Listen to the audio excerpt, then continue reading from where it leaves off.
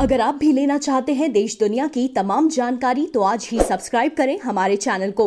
साथ ही नीचे दिए बेल आइकन को जरूर दबाएं ताकि हर अपडेट आप तक पहुंच सके।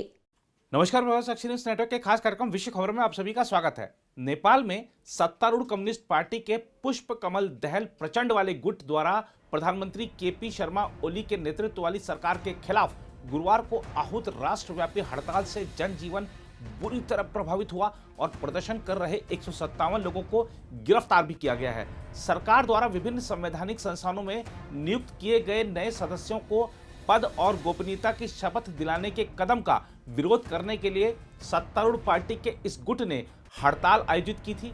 इस दौरान अधिकतर बड़े बाजार, शिक्षण संस्थान, कार्यालय और फैक्ट्रियां बंद रहीं और परिवहन सेवाएं भी प्रभावित हुई। सरकार ने किसी भी अप्रिय घटना को रोकने के लिए काठमांडू में कम से कम 5000 सुरक्षा कर्मियों को तैनात किया था। सुबह से राजधानी काठमांडू में केवल कुछ ही वाहन सड़क पर दिखे।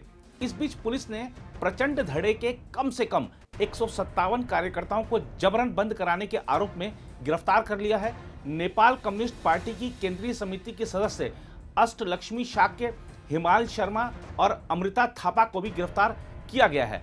हड़ताल की अवहेलना करने पर प्रदर्शनकारियों ने कम से कम 3 वाहनों को क्षतिग्रस्त भी किया। नेपाल पुलिस के प्रवक्ता और वरिष्ठ पुलिस अधीक्षक बसंत कुंवर ने पत्रकारों से कहा, काठमांडू घाटी से 80 लोगों को गिरफ्तार किया गया है, जबकि अन्य 77 को घाटी के बाहर से गिरफ्तार किया गया है। उन्होंने बताया कि ये लोग तोड़फोड़ और आगजनी के कृत्य में शामिल थे। मेट्रोपॉलिटन ट्रैफिक पुलिस काठमांडू के अनुसार सुबह सुबह गोंग बाबू बस पार्क के पास प्रदर्शनकारियों द्वारा एक टैक्सी में आग लगा दी गई।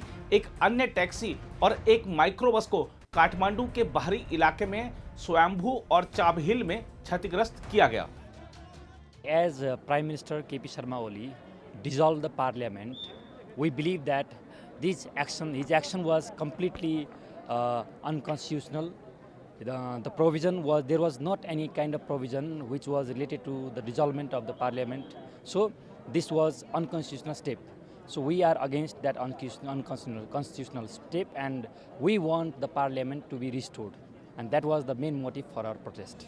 उल्लेखनीय है कि विरोध की यह आग इसलिए भड़क गई क्योंकि बुधवार की सुबह मुख्य न्यायाधीश चोलेंद्र शमशेर राणा ने राष्ट्रपति विद्या देवी भंडारी की उपस्थिति में करीब 4 दर्जन लोगों को विभिन्न संवैधानिक निकायों के लिए पद की शपथ दिलाई।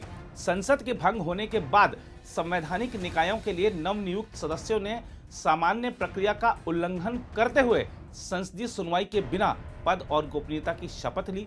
प्रचंड धड़े के प्रवक्ता नारायण काजी श्रेष्ठ ने विभिन्न संवैधानिक निकायों में पदाधिकारियों और सदस्यों की ओली सरकार द्वारा नियुक्ति को असंवैधानिक करार दिया था। उन्होंने कहा कि यह सरकार की अधिनायकवादी प्रवृत्ति को प्रदर्शित करता है।